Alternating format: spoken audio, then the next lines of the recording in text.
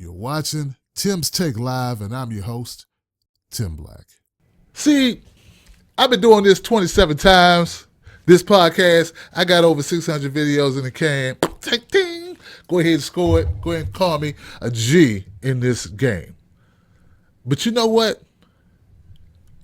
I wouldn't be nothing without y'all. I wouldn't be nothing without the people that watch my videos, the people that support me. So I want to let you know. Salute. I want to usher in a new movement. It's called Team Black. Team Black. Team Black. That's right. Tim Black. Y'all Team Black. Team Black. First people I want to nominate for Team Black are Tom Seacrest. Tom Seacrest, who gave me the story I did in the opening with the Obama thing, the skit I do, White House press secretary. That was Tom Seacrest's story. He sent me that. And this one I'm about to do for my man B Nice. Thanks, B. Because this one's about the church. Now, look, guys, I'm going to read you the story, but let me give you the gist of this. First of all, the black church, particularly, mega churches, mega church, black church, there's a report that's been done over the last 30 years. The report began in 2008, came to the conclusion that over $420 billion has been funneled into the black church, funneled into the black church coffers, meaning boxes, collection plates, boxes, money, tithing, money that y'all gave. $420 billion. $420 billion. I know a lot of y'all like, what? This here haven't even registered yet. It ain't even hit y'all yet. It's like a man getting kicked in the nuts. It take a minute to settle in. It's like, hey, man, did she just... Yeah, Eddie Murphy hit that one. Let me see if I got another one. It's like walking in and seeing your girl with another guy. It's like, I know I ain't...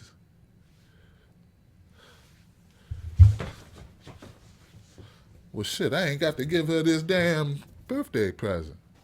Shit, I guess I'm all right. But no, this is a bad thing, guys. This is bad. $420 billion is a lot of dollars. $420 billion. Let me give y'all some details to this, okay? $420 billion. This is based on the study. Let me give you some background on it. So you know I'm not just making this up, because y'all know people can tell you anything. Here's what we got. Research conducted by the Livestees has reported that an estimate of $420 billion in tithes and donations has been accumulated by black churches since the 1980s. An ongoing investigation into the spending of megachurch leaders was first initiated by Senator Charles Grassley around 2008. Now, I don't know why Grassley decided to do this investigation, but he probably had a good reason. Maybe somebody took his mama's money. Now, the investigation took place in many churches that proclaim what is known as the prosperity gospel, which is a practice saying that providing donations to Christian ministries will result in personal financial blessings. You got to give money, you get money. The Lord says you have to give if you want to receive. If you want something in return, you have to be willing to give. How can you have without giving? How is that supposed to work? I mean, for us to have plants that grow, we must plant the seed, then we must water the seed in order for the seed to grow, turn into a plant that nourishes our bodies. This happens, cause and effect. When you give us the ability to help other people. Us helping other people spreads the word. This is all in line with God's plan.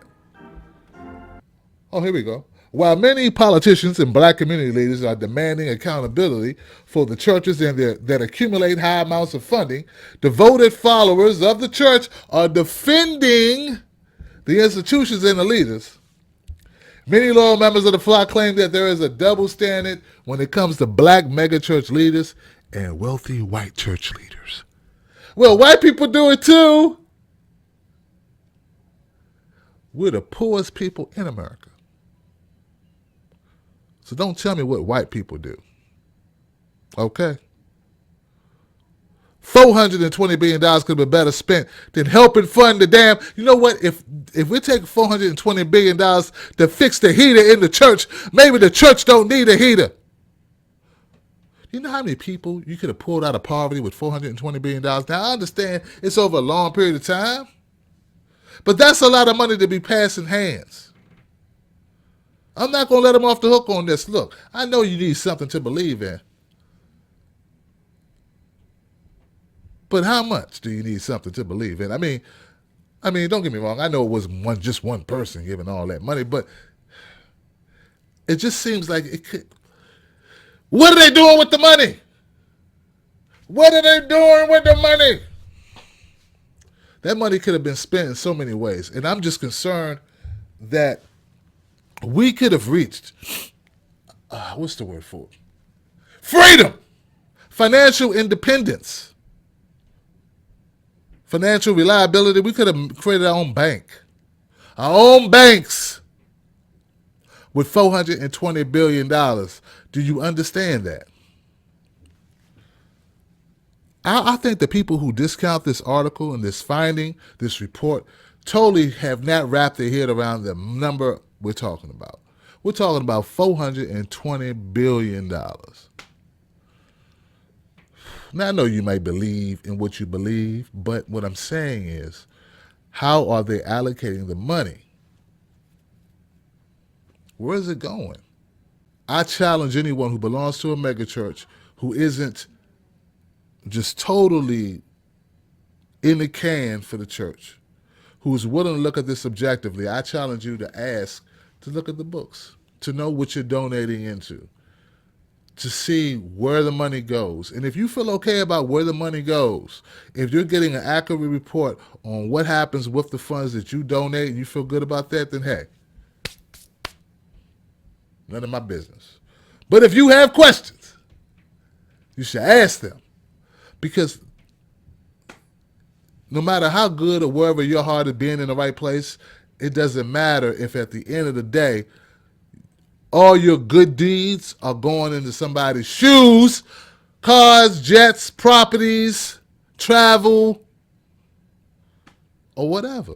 And I'm not saying it is because I don't know. We're lumping everybody into one group here, and I don't want to do that, right? But damn it, anybody getting ripped off, if you feel you're getting ripped off, you need to report them so we can get this sorted out. I don't think it's right to take advantage of people.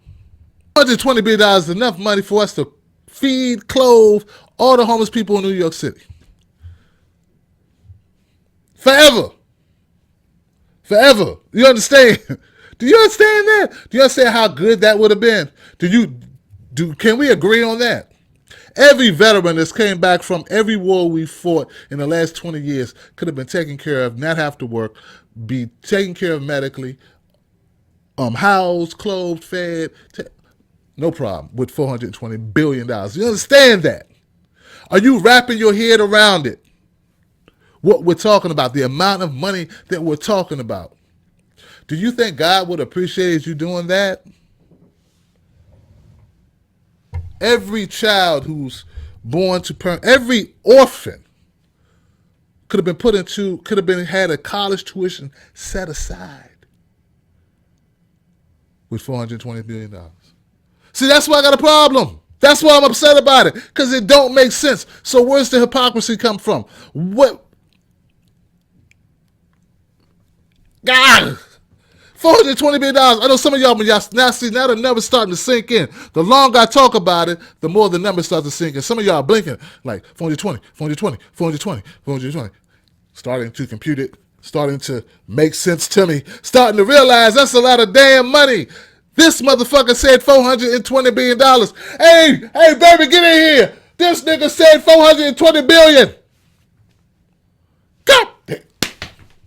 How much did you get that motherfucker? I know you didn't get that bishop. Did you get that pastor? How much money did you get that pastor? I'm not saying your pastor. I'm saying all of them.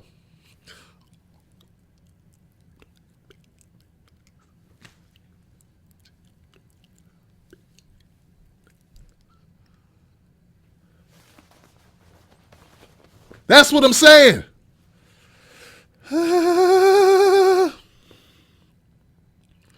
Look, man. See, part of the problem is that we're not speaking the right language. And this is what people don't get. Look, if you went through school being a nerdy motherfucker, you couldn't get the girls. You were never cool. You were never the guy who hung with the cool kids. People didn't know you like that. You were in your little bubble. You went through life. You did that thing, and now you're what you call, this guy who said he's enlightened. You know more than everybody. You had to dive into something. So books was your thing. I can relate to you. I understand in a way. I mean, I liked books, but I was never like that. I mean, I understand where you're coming from. So now you're an intellectual, and now you're coming up with these concepts, and you're highbrow, and I get it, and you sort of high step over the regular Negroes, and you tell them what they need to know, and you are laying down a foundation of improvement, things they need to advance themselves as people so that they can grow systematically against oppression, fight it, defend it, and elevate themselves intellectually so they can be more like you. Here's the problem. The only people who listen to you are other nerds. Get it? That's the problem. The only people who are going to listen to you are other intellectuals. Why? Because you are born as hell. Not only are you born as hell, you're condescending. You're condescending. You talk down to people. You make people not like you. You are not likable. But see, you know that, don't you? But you think being unlikable is cool. You think it's okay to be unlikable because you're so smart. You don't help anyone. The only people you help are people who don't need help. Get it? That's why we got all these people going to the church giving their money, because when that pastor talks, he talks in a language they understand. He makes them feel valued. He speaks to them in a way that makes them feel like they are connected. You can't do that, Mr. High and Mighty. I got a PhD. Mr. I went to this Ivy League school. I did this. I did that. I did. You know what? Listen. This is what's funny. I'm more influential than you, and you've been on TV. I'm more influential than you, and you've been to all these Ivy League schools. And you know why I'm more influential? Because I talk to people who would never listen to you. I talk to the people who actually do need to hear it. You talk to the people who don't need to hear it, but just like to hear it. And that's why we have mega churches. And that's why we have prosperity gospel preachers. And that's why people give to them. Because they buy into the connection, to that we can do something, that we're helping, that they're working together, that you're high stepping above the people that you say you're there to help, talking down to them, looking down to them, above your fucking glasses, inside having a grudge against the guys you could never kick it with, never was cool with, couldn't get with none of the girls. They wouldn't sleep with you, so you say, I wouldn't sleep with her anyway. She's below me. Yeah, whatever. You could never get none of those girls, dude. To this mega church thing, look, $420 billion is a lot of money. A lot of money. We can make a lot of changes. So the next 30 years, think about where you want that money to go in your community. Next 5 years, think about where you want that money to go. What you want to do. Where you want to go, what you want to do. What you see changing in your community. How can we keep these kids on the straight and narrow? How can we help the people who have fallen down? How can we help deal with homelessness, poverty, mental health issues? How can we help with quality of life? How can we help with education? How can we help with opportunities for people in our own communities with this money that we're wasting on these things? But we waste money in a lot of places more than just the church. Okay? Movies. Weave. No, I heard somebody else say that one. Weave. Yeah, that's true. Video games. Yeah, that's true. A lot of shit we waste money on. America's a waste pit. I wonder what the study would be if they looked at how much money is wasted on video games. I mean, we ain't exactly changing the world playing video games, are we?